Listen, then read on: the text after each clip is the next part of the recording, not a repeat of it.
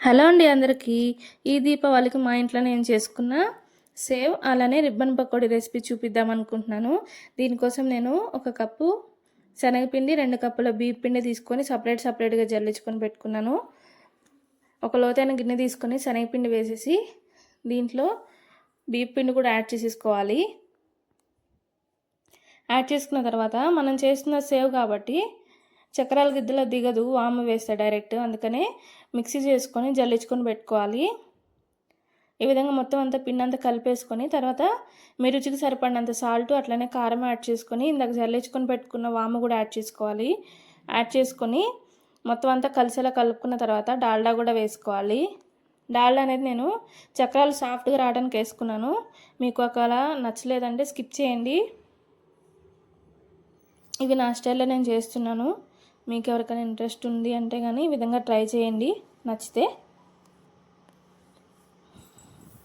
డాల్డా వేసుకొని ఈ విధంగా మంచిగా కలిపేసుకున్న తర్వాత వాటర్ కొద్దిగా యాడ్ చేసుకుని కలిపేసుకోవాలి.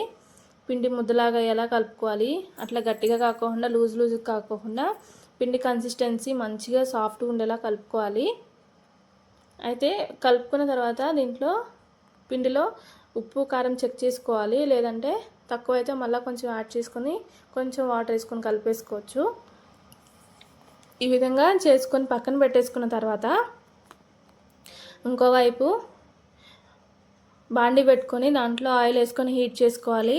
ఆయిల్ హీట్ అయిపోయిన తర్వాత చక్రాల గిద్దలు తీసుకొని సన్న చక్రాలది రేకు తీసుకొని దాంట్లో వేసేసుకొని పిండి కూడా వేసేసుకొని మంచిగా చక్రాలు ఒత్తేసుకోవాలి. అయితే పిండి దీనిపైన ఒక వెట్ క్లాత్ వేసేసి తడి క్లాత్ వేసేస్తే పిండి అనేది ఎండిపోకుండా ఉంటుంది. ఈ విధంగా మంచిగా చక్రాల గిద్దలు తీసుకొని ఒత్తేసుకోవాలి. ఉడికిపోయిన తర్వాత ఆటోమేటిక్గా ఆయిల్ ఆ బుడగలు రావటం అనేది ఆగిపోతుంది. మంచి కలర్ వచ్చిన తర్వాత తీసేసుకోవాలి. ఈ విధంగా నేను పిండి మొత్తం వేసుకొని చేసుకున్నాను. తర్వాత ఇంకో సైడ్ ఇది చేయడం కంప్లీట్ అయిపోయిన తర్వాత దీంట్లో ఉన్న సన్న రేకు తీసేసి రిబ్బన్ పకోడీ వచ్చే రేకు వేసేసుకొని పిండి అట్లనే పెట్టేసుకొని ఇంతకుముందులానే పెట్టేసుకొని రిబ్బన్ పకోడీ కొంచెంగా ఒత్తుకొని నూనెలో వేసుకోవాలి. ఇట్లా చక్రాల్లాగా ఇట్లా రౌండ్గా వేసేసుకుంటే మొత్తం అంతా కలిసిపోతుంది కాబట్టి కొంచెంగా ఒత్తుకోవాలి. చూడండి, నెక్స్ట్ క్లిప్లో చూపిస్తాను. టేస్ట్ అయితే నెక్స్ట్ లెవెల్ ఉందండి. కంపల్సరీ ఈ విధంగా ట్రై చేయండి. చాలా అంటే చాలా బాగా వస్తాయి. పిల్లలు కూడా చాలా ఇష్టపడతారు. చూడండి, ఫైనల్ అవుట్పుట్ అయితే ఇలా వచ్చింది. చాలా అంటే చాలా బాగున్నాయి. ఇప్పుడు రిబ్బన్ పకోడీ అయితే వేసేద్దాము. ఈ విధంగా కొంచెంగా ఒత్తుకుంటూ వేసుకోవాలి. లేకపోతే మొత్తం అంతా కలిసిపోయి ఉడకడానికి కూడా టైం పడుతుంది.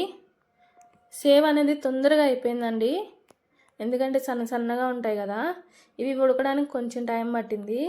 ఇట్లా వేసుకుంటేనే కొంచెం టైం పట్టిందంటే మొత్తం ఇట్లా రౌండ్ ఒత్తేసుకుంటే ఇంకా చాలా టైం పడుతుంది.